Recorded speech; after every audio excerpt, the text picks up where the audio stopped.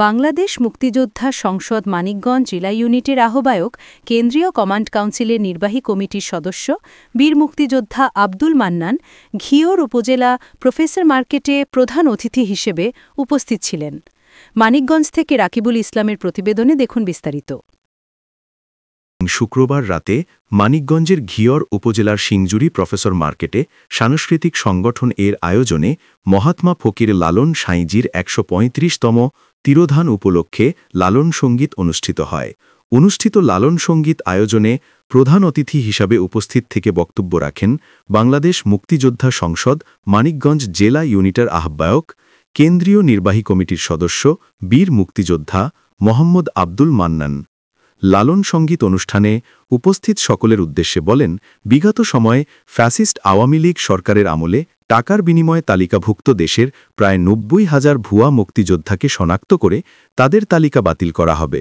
বক্তব্য তিনি সমন্বয়কারদের উদ্দেশ্যে বলেন, বাবারা, আমরা ৯ মাস যুদ্ধ করেছি, ৩০ লক্ষ শহীদ হয়েছে, ২ লক্ষ মা বোনের ইজ্জতহানি হয়েছে, জাতীয় পতাকা দিয়েছি, একটি জাতীয় সঙ্গীত দিয়েছি, একটি দেশ দিয়েছি, আর তোমরা একটি ফ্যাসিবাদী সরকার আওয়ামী লীগকে হটিয়েছ। সেই জন্য তোমাদেরকে আমাদের পক্ষ থেকে সব সময় দোয়া সহানুভূতি থাকবে। ৪ দোকান বসলে পুলিশকে বলা হইতো, এই তো এই লোকটা বিএনপি করে, তাকে ধরে নিয়ে যাওয়া হতো। এই তো আপনাদের ধরে নিয়ে নির্যাতন করতে করতে আপনাদেরকে ধ্বংস করে দিয়েছে। তো সেই ধ্বংস থেকে আল্লাহ রাব্বুল আলামিনের রহমত, আজকে তার বাবার মাথাকে সাধারণ ছাত্ররা ভাঙচুর করে আজকে সে ইন্ডিয়ায় গিয়ে পালিয়ে গিয়েছে। কিসের তার দল, কিসের তার দেশ? তার দেশও নাই, তার দলও নাই। আপনাদের সম্পর্ক আমার দেশ, আমার কলিজা, যে কারণে আমার বক্তব্য আপনারা সারা জীবনে শুনেছেন।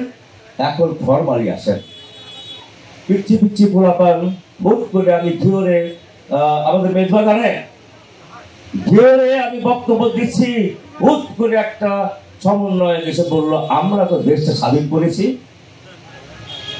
তা আমার বক্তব্য পরে তখন আমি জেলা কমান্ডার হই নাই। তা আমার তো জেলা কমান্ডার হইলাম কি না হইলাম, আপনার তো জানেন আমি মান্নানি নাকি? হ্যাঁ, আমি তখন বললাম, বাবা তোমাদের বক্তব্যটা ভালো হয়েছে, তোমরা সমন্বয়ক, তোমরা দেশটাকে স্বাধীন করছো। আমাদের ১৪০০ ছেলে তোমাদের মারা গেছে, তোমাদেরকে ধন্যবাদ জানাই। ১৪০০ ছেলে মারা যাওয়ার পরেই ১৪০০ ফ্ল্যাট দেওয়া হয়েছে। ১৪০০ ছেলে পেলে মারা যাওয়ার কারণে তোমাদেরকে মাসিক ভাতা দেওয়া হয়েছে। হয় নাই বাবারা? হ্যাঁ হয়েছে। আমাদের এক রাতে বুড়িগঙ্গায় ১৫,০০০ গুলি করে ফেলল, ২ লক্ষ মা বোনের ইজ্জত চলে গেল। আমরা তো বাবা একটা ভূখণ্ড দিয়েছি, একটি জাতীয় পতাকা দিয়েছি, একটি জাতীয় সঙ্গীত দিয়েছি। দেশ স্বাধীন করলে একটা এলাকা লাগবে না, সিংজুরি স্বাধীন করবে, তার সিংজুরি ভূমি লাগবে না। সমস্ত বাংলাদেশের ভূমি আমরা দিয়েছি, তার নাম হয় ভূখণ্ড। জাতীয় পতাকা আমরা দিয়েছি, আমরা দিয়েছি জাতীয় সঙ্গীত। বাবা তোমরা কোনটা দিছাও? এই যে কৌদি উঠে দাঁড়িয়ে মঞ্চে আর বক্তব্য নাই, শেষ।